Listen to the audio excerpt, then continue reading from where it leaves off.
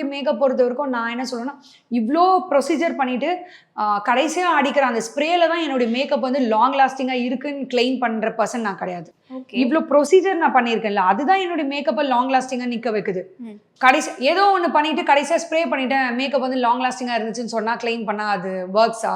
அப்போ அந்த setting spreads எல்லாம் இல்ல இட் வொர்க்ஸ், டெஃபினட்டா இட் வொர்க்ஸ் தான். பட் அந்த ஒரு செட்டிங் ஸ்ப்ரேவால தான் என்னோட மேக்கப் வந்து லாங் லாஸ்டிங்கா இருக்குன்னு சொன்னா ஐ வோன்ட் அக்செப்ட் அப்படி சொல்றேன். இன்டாக்டா மேக்கப்பை செட் பண்ணும், எஸ் டெஃபினட்டா.